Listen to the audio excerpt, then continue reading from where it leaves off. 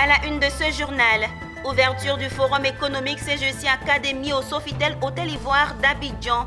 Les opérateurs économiques vont échanger pendant 2 jours sur le thème crise et résilience des entreprises en Afrique.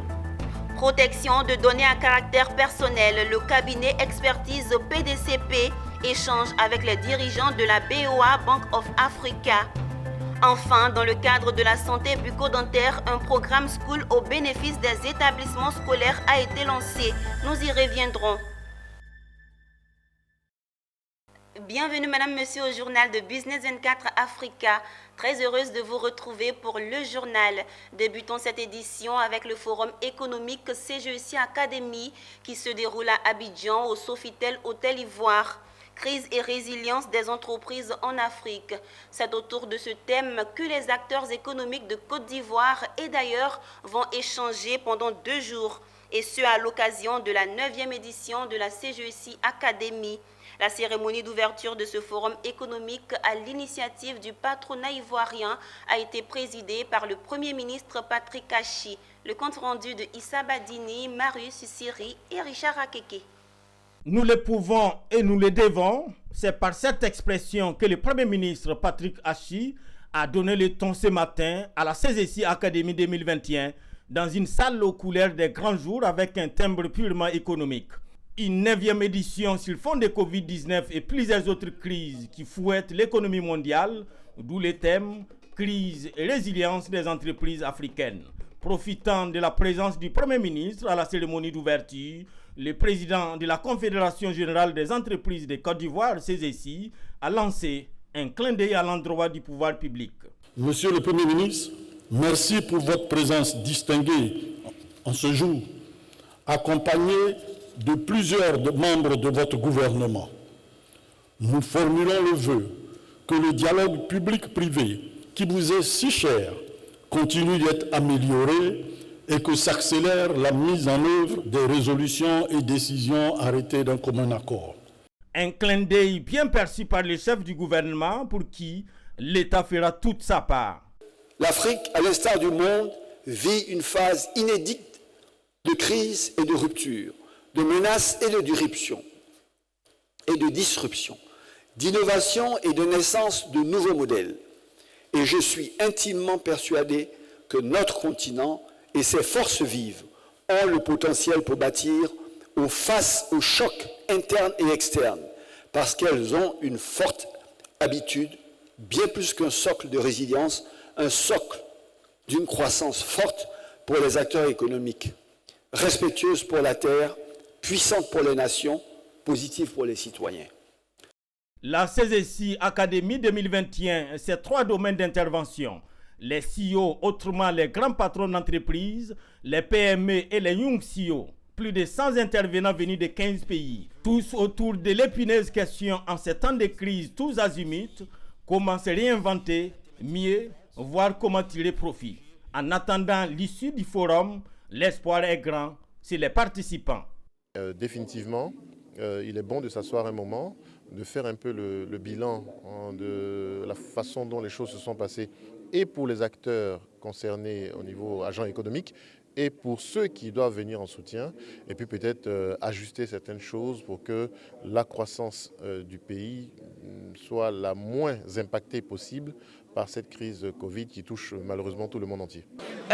Nous avons des échanges ici multisectoriels avec l'État de Côte d'Ivoire.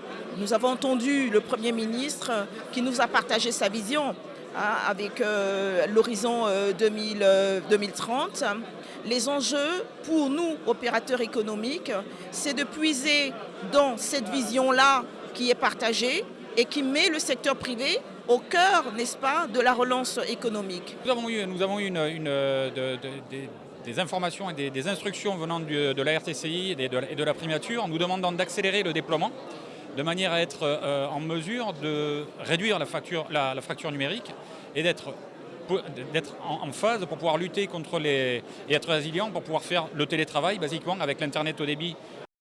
La conférence inaugurale de cette 9e édition a été l'affaire de l'économiste français Jacques Attali qui intervenait par visioconférence. Les crises, quant à l'économiste, il y en a et il y en aura, même des pires et de toutes les couleurs. Cependant, il croit, en rejoignant le Premier ministre Hashi, que le continent noir a toutes les ressources pour se réinventer. Les pays invités d'honneur cette année est le Ghana.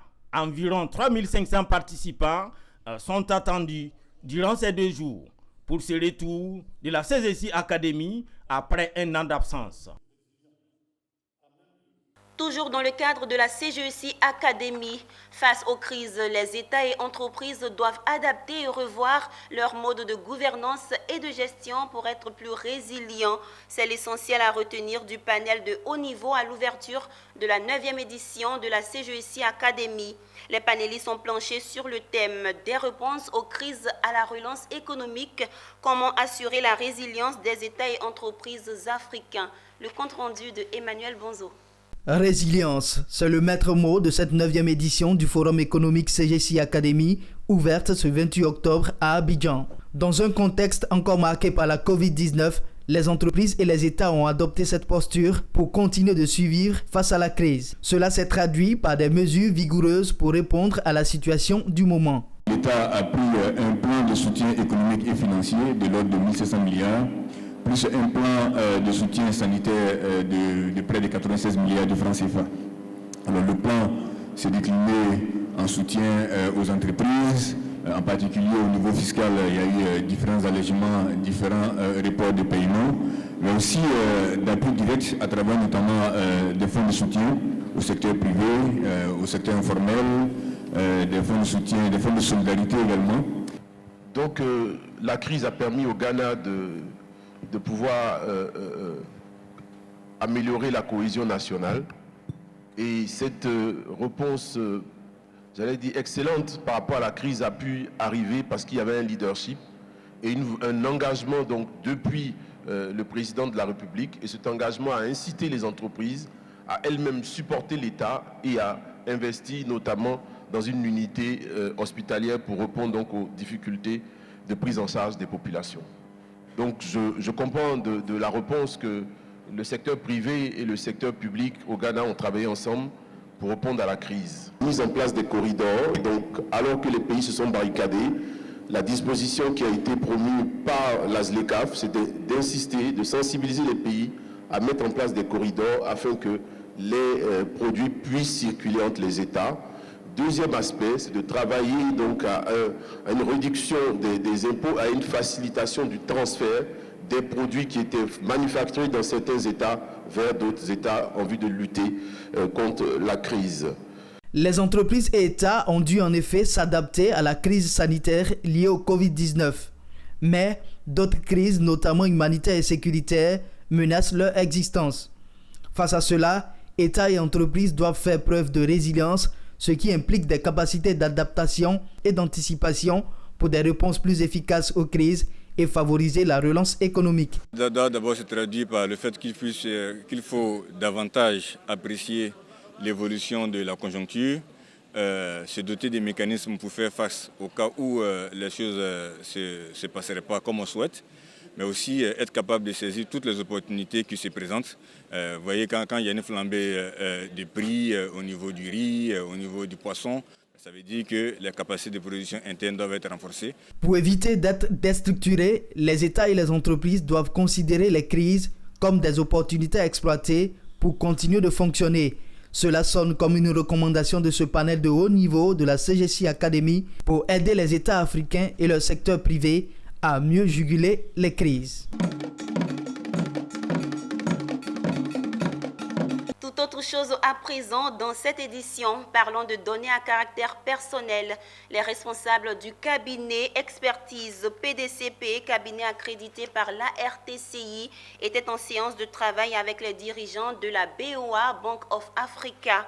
Au cœur des échanges, la présentation du partenariat et de la mission du processus de mise en conformité du traitement des données à caractère personnel à la BOA.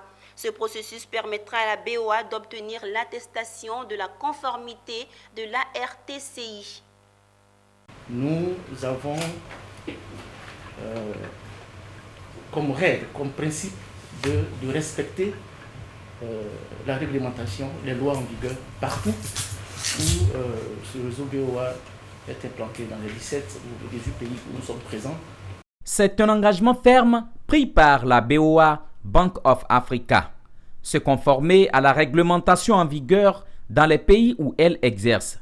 Ainsi, en collaboration avec le cabinet expertise PDCP, une séance de travail a été initiée à Abidjan ce mercredi. Elle a permis aux responsables du cabinet expertise PDCP, cabinet accrédité par l'ARTCI, de présenter le partenariat et les différentes étapes du processus de mise en conformité pour la protection des données à caractère personnel à la BOA. Il s'agit pour le cabinet expertise PDCP, institution expérimentée en la matière, de former et sensibiliser les agents de la BOA, auditer le système de traitement des données à caractère personnel de la BOA et l'accompagner en vue de l'obtention de l'attestation de conformité de l'ARTCI. Première étape, la formation. Par la suite, nous viendrons faire un audit diagnostic des activités et processus métiers qui va consister à savoir quelles sont les activités de la BOA qui tombent sous le prisme de cette loi-là et quels sont les éventuels écarts qui doivent être corrigés pour que la BOA soit au diapason de cette réglementation-là. Donc formation dans un premier temps, audit et ensuite accompagnement qui va consister à assister la banque pour corriger les écarts que nous avons constatés, qui va permettre justement à la banque d'obtenir son label de conformité. À côté de cela aussi, Expertise PDCP accompagne les institutions aussi bien publiques que privées dans leur processus de mise en conformité à la réglementation nationale et internationale sur la protection des données à caractère personnel. Et c'est bien dans ce cadre-là que nous sommes là ce soir. Comme nous avons déjà eu à accompagner la BNI, Orange Bank et la BACI. La RTCI, Autorité de régulation des télécommunications en Côte d'Ivoire, en application de la loi numéro 2013/450 du 19 juin relative à la protection des données à caractère personnel, a pour mission de protéger les consommateurs contre d'éventuels abus. C'est dans cette lancée que le cabinet expertise PDCP a été accrédité pour aider les entreprises concernées à se conformer à la réglementation. C'était un reportage signé Mon Désir Nascimento et Valentin Kra. La société Unilever vient de lancer le programme School pour promouvoir l'hygiène bucco-dentaire en milieu scolaire. Au cours de cette campagne, c'est environ 120 000 élèves qui seront dépistés et traités gratuitement. Le lancement de la campagne a eu lieu le mercredi 27 octobre dans la commune des Deux Plateaux. Le compte rendu de Konena Nourgo, Tima Traoré et Issa Badini. Sensibiliser et promouvoir l'hygiène bucco-dentaire afin de lutter contre la carie dentaire en milieu scolaire. C'est tout l'intérêt du lancement de cette campagne de dépistage et de traitement gratuit de la carie dénommée Programme School. Une initiative de Unilever en partenariat avec l'Association des odontostomatologistes de Côte d'Ivoire en faveur de plus de 120 000 élèves. Alors Educadon, c'est une mission sociale que Unilever s'est donnée, qui est d'accompagner les enfants, de les supporter à devenir excellents. Et pour qu'ils deviennent excellents, il faut qu'ils soient en bonne santé. Et pour nous, ça passe par une santé bucco-dentaire qui doit être impeccable. Nous avons un camion médicalisé, d'accord, qui est prêté à l'AOSCI, qui est notre partenaire pour cette initiative, qui va sillonner les villes de la Côte d'Ivoire pour essayer de sensibiliser déjà au brossage quotidien des dents, de dépister les caries chez les enfants. Nous visons à peu près 120 000 enfants, 120 000 élèves et aussi à peu près 30 000 familles dans les villes, dans les zones rurales du pays. Camions médicalisés, dentistes, tous les moyens sont mobilisés pour réussir ce combat contre la carie en milieu scolaire. Et savoir se brosser les dents reste un meilleur moyen de prévention.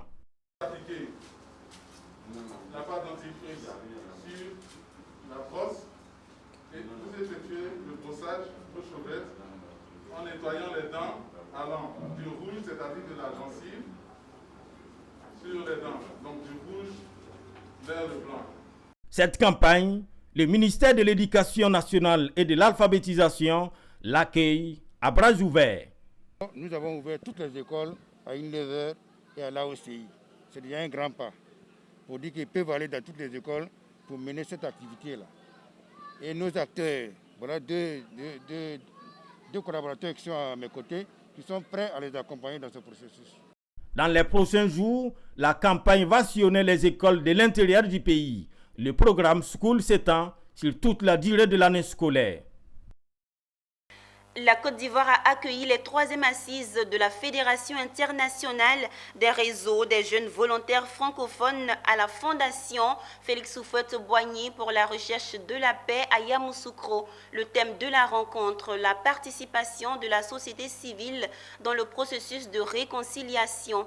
Plusieurs autorités ivoiriennes y ont pris part. 3 jours durant, les jeunes de la Fédération internationale FIRJVF vont partager leurs expériences sur la cohésion et l'unité nationale de leurs différents pays autour de panels de communication et d'ateliers de réflexion sur des thématiques en relief avec la problématique des jeunes sur la paix et le vivre ensemble. Il sera également question de trouver des solutions aux maux qui empêchent la démocratie dans les États francophones africains et de la validation de la charte de la Fédération avec les coordonnateurs nationaux des pays présents. Ces 3e assises ont pour principal objectif de permettre aux coordonnateurs nationaux des pays présents de valider la charte de la Fédération, d'installer son siège fédéral en Côte d'Ivoire et élaborer son plan d'action pour les 5 années à venir. Il s'agit, Excellence, Monsieur le Président, d'un chantier assez lourd qui exige beaucoup de sacrifices et de discipline pour que notre fédération se donne des bases assez solides pour relever les défis qui nous interpellent dans l'avenir. Nous avons la volonté de partager des expériences, de mener des actions, afin que sur le continent africain, il y ait la paix définitive. Nous sommes heureux quand nous voyons qu'on a encore des coups d'État pour pouvoir revenir à l'instauration de la démocratie dans nos États francophones. Le représentant du ministre de la Réconciliation et de la Cohésion nationale a saisi l'occasion pour prodiguer des conseils. Je voudrais, au nom du président du Sénat, vous féliciter pour le choix de l'engagement au service de la paix, de la tolérance, gage d'un mieux vivre ensemble, comme je l'ai dit. Je vous y encourage tout en vous invitant à aller plus loin dans votre volontariat. L'initiative est également appréciée par le président du Sénat de Côte d'Ivoire à travers son représentant. Ce n'est pas tout qui se dit dans les grandes salles. Ce n'est pas tout qui se dit dans la grande salle. Ce n'est pas tout qui se dit sur les antennes. Ce n'est pas tout qui se dit sur les réseaux sociaux. Beaucoup de choses de beau peuvent s'obtenir dans le secret des cases. C'est un chapitre sur lequel je souhaiterais, Monsieur le Président, que vous réfléchissiez. Nous saluons 1, la langue, espace francophone. Nous saluons 2, la culture, les cultures, puisque la langue francophone, le français, qui est la langue en partage, ne devrait pas nous permettre de perdre de vue les richesses et les valeurs des langues africaines. Ces assises qui ont vu la participation des jeunes venant du Tchad, du Burkina Faso, du Cameroun et du Mali prendront fin ce vendredi. Rendons-nous dans l'est de la Côte d'Ivoire, plus précisément dans la région de Landénié-Djoablan, en vue de permettre aux populations d'acquérir sans difficulté les documents liés au foncier urbain. Le ministère de la Construction, du Logement et de l'Urbanisme vient d'initier une caravane nationale dénommée Opération Tiroir vide. La ville d'Abengourou a abrité le 25 et 26 octobre dernier le lancement de cette activité dans la région de Landénié-Djoablan. Le point avec Assalé Joseph, notre correspondant régional. Malgré les réformes entreprises depuis 2013 dans le domaine du foncier urbain, des difficultés demeurent tout de même. Il s'agit entre autres des problèmes liés à l'ACD, arrêté de concession définitive, à la sécurisation foncière urbaine, au permis de construire, au lotissement non autorisé et aux constructions anarchiques. En vue d'apporter une réponse à toutes ces préoccupations, le ministère de la Construction, du Logement et de l'Urbanisme a initié une caravane dénommée Opération Tiroir tiroirs vides qui sillonnent depuis quelques jours 5 localités du pays. À la troisième étape à Bangourou, le 25 et 26 octobre dernier, le représentant du ministre en charge de la construction, du logement et de l'urbanisme a souligné qu'en matière de régularisation des documents fonciers urbains, le tableau n'est pas reluisant dans la région de l'Indénié-Djuablin. Concernant la région de l'Indénié-Djuablin et précisément la ville d'Abengourou, depuis le début de la réforme de l'ACD en 2013, on a enregistré environ 3000 demandes d'ACD, soit une moyenne de 377 demandes par an, pour 1869 ACD délivrés à ce jour, pratiquement les 2 tiers. Concernant les demandes de lotissement, la ville d'Abengourou compte 23 lotissements approuvés pour environ 23 000 lots, ce qui est très faible relativement au potentiel de cette ville capitale. Je vous invite donc à rehausser le niveau de demande d'ACD sur l'ensemble de ces lotissements. Cette démarche s'inscrit dans la vision des autorités municipales d'Abangourou qui ont déjà entrepris des actions selon le maire Amouakon Kwaku Banga. Nous avons pris 2 arrêtés. Le premier porte sur la mise en place d'une commission de gestion du plan d'urbanisme directeur.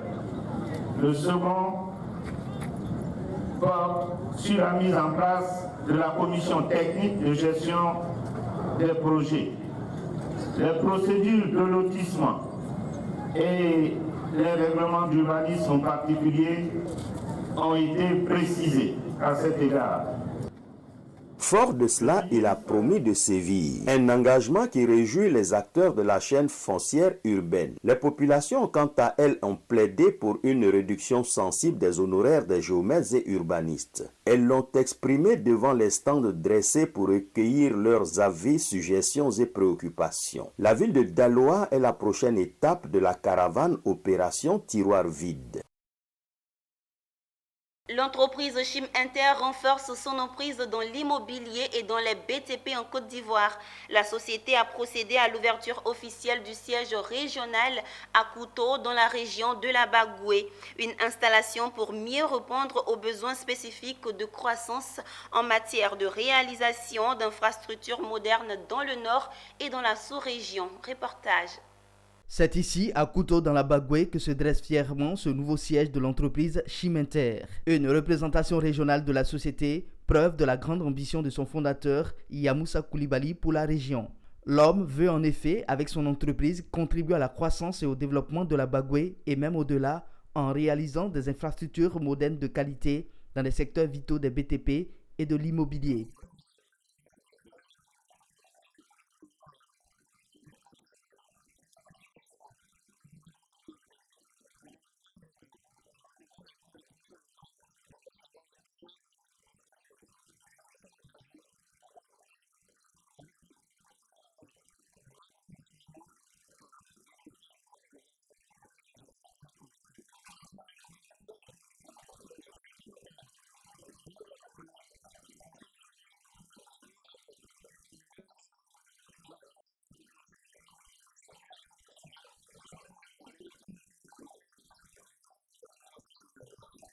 En ouvrant ce siège régional, Challenge Immobilier International rapproche son expertise de lotissement de terrain, d'aménagement foncier et des travaux de bâtiments auprès d'éventuels marchés dans la zone. Les nouveaux locaux ont donc été présentés aux autorités administratives, élus, cadres et populations de la région. Tous se réjouissent de l'implantation d'une telle entreprise dans la Bagoué.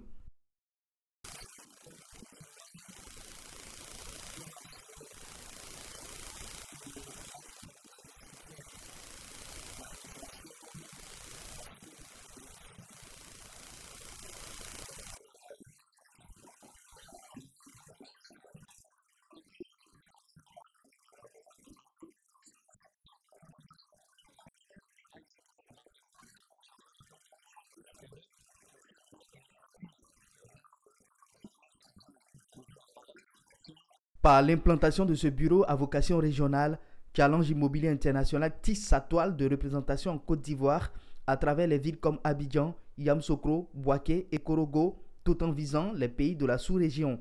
Chimenter, c'est la réalisation de nombreux projets dans certaines localités comme Kolia, Tengrela et la frontière Côte d'Ivoire-Mali, ainsi que des promotions immobilières dans les villes de Jacquesville et Yamoussoukro. C'était un reportage signé Daouda Ouattara et commenté par Emmanuel Bonzo. La direction de la zone sud-ouest de l'Office des parcs et réserves a organisé la 3e session du comité de gestion locale du parc national de Taï pour l'année 2021. La rencontre s'est déroulée à la salle de la coordination régionale de la GIZ pour l'espace Taï à San Pedro. Abel Kouaou. Bilan positif pour la direction de zone sud-ouest de l'Office ivoirien des parcs et réserves OIPR. Au cours de cette 3e session du comité de gestion locale, il a été présenté le bilan du 3e trimestre 2021 avec les 3 grands chapitres, notamment la performance globale dans la mise en œuvre des activités de gestion, l'état de conservation globale du parc et les appuis aux populations. Des résultats satisfaisants avec une performance de plus de 98,04%. Nous sortons très satisfaits de cette session parce que les 3 grands chapitres qui ont été présentés donnent des résultats très intéressants en termes de conservation du parc national du Taï. Le premier porte sur la performance globale dans la mise en œuvre des activités de gestion qui a un niveau satisfaisant et que l'ensemble des membres du comité de gestion locale ont pu saluer. Le deuxième élément porte sur l'état de conservation globale du parc national du Taï avec une couverture forestière à plus de 98,4%, ce qui est exceptionnel pour la conservation d'un tel massif forestier.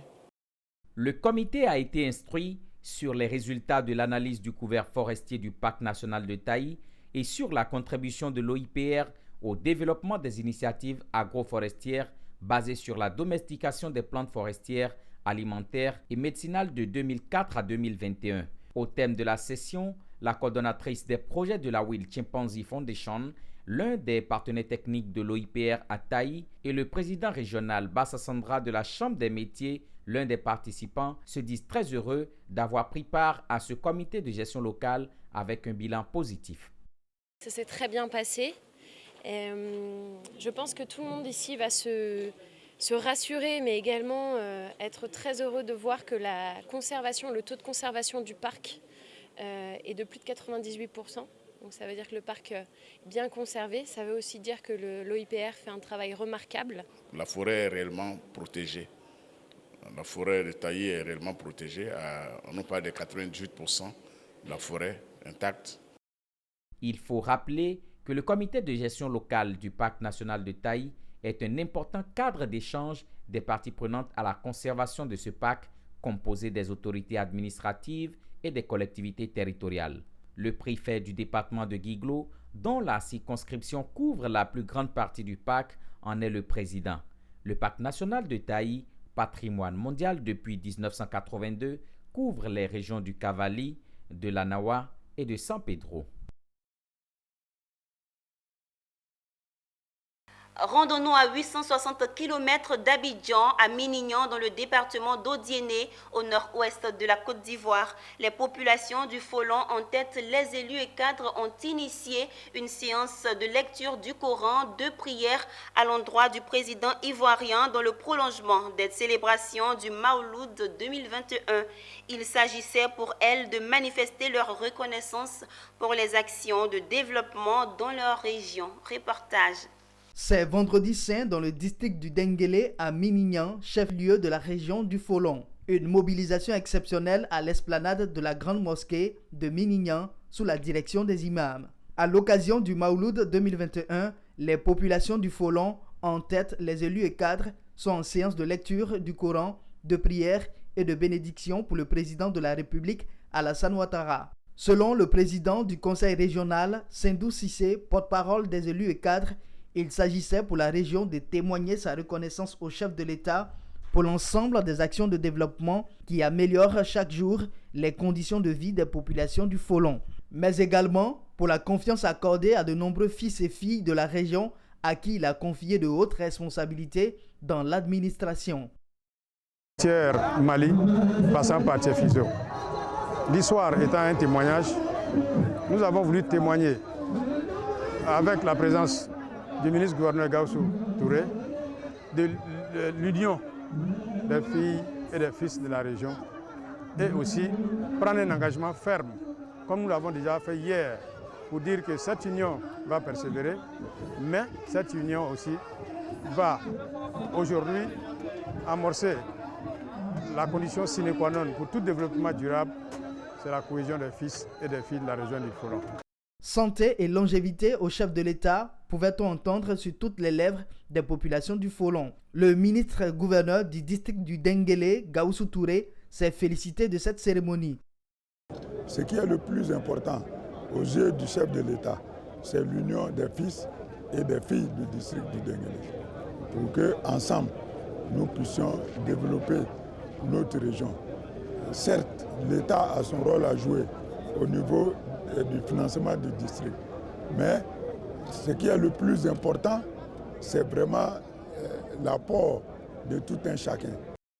La cérémonie de prière pour le chef de l'État a été l'occasion, par ailleurs, pour les cadres et élus du Folon de réaffirmer leur engagement à travailler main dans la main pour le développement de la région. Une visite guidée du chantier de construction de la grande mosquée de Minignan a mis fin à la cérémonie. C'est la fin de ce journal de Business 24 Africa. Merci de votre fidélité. Rendez-vous demain, même heure, sur le même canal.